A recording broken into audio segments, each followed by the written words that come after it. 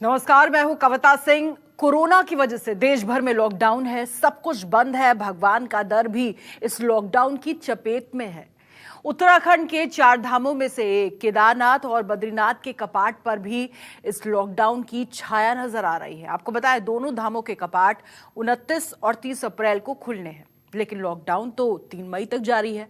दोनों ही धामों के मुख्य पुजारी इस समय अपने अपने घरों में फंसे हैं। एक महाराष्ट्र में तो दूसरे केरल में है। ऐसे में सवाल ये उठ रहा है कि क्या कोरोना संकट से अब सदियों की परंपरा भी इसके चलते टूट जाएगी? लॉकडाउन में भक्त बद्री विशाल और बाबा केदार के कैसे कर पाएंगे दर्शन? ऐसे में सवाल उठ रहा है कि बिना मुख्य पुजारी के केदारनाथ बद्रीनाथ के कपाट कैसे खुलेंगे। जब मुख्य पुजारी पहुंच ही नहीं पाएंगे तो केदार धाम और बद्री धाम में क्या होगा? क्या सदियों की परंपरा कोरोना काल में टूट जाएगी? लॉकडाउन में बिना भक्तों के कैसी होगी 4 धाम यात्रा?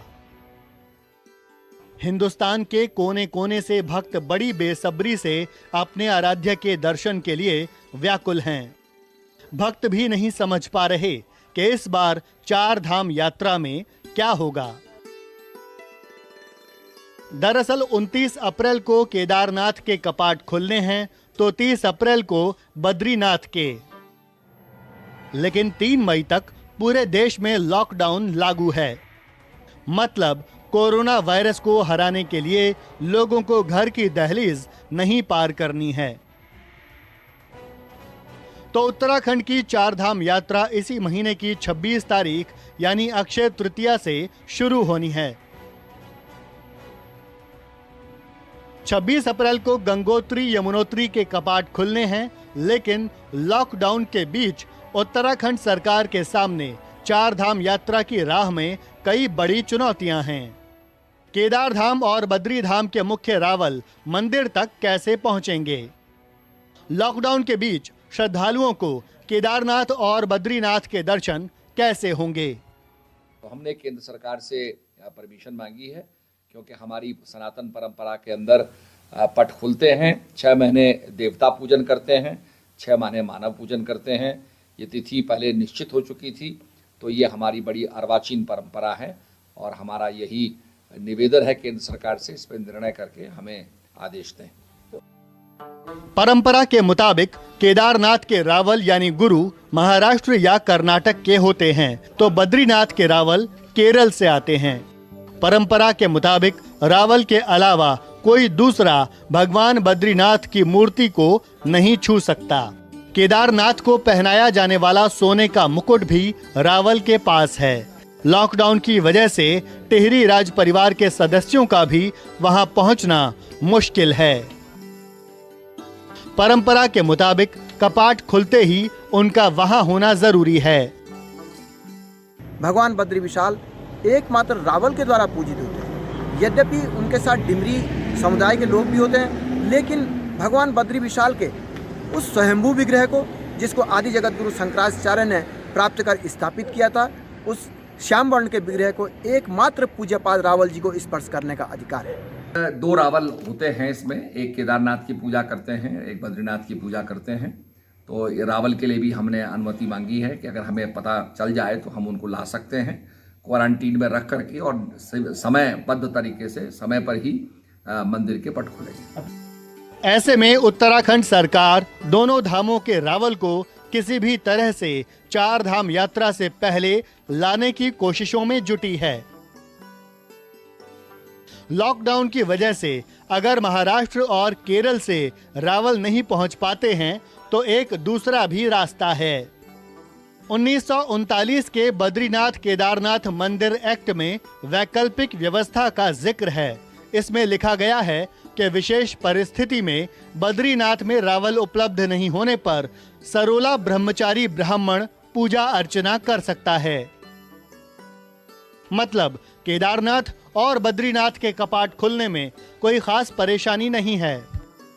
सवाल ये भी उठ रहा है कि अगर 4 धाम के कपाट खुल गए तो भी लॉकडाउन में भक्त अपने आराध्य के दर्शन कैसे करेंगे?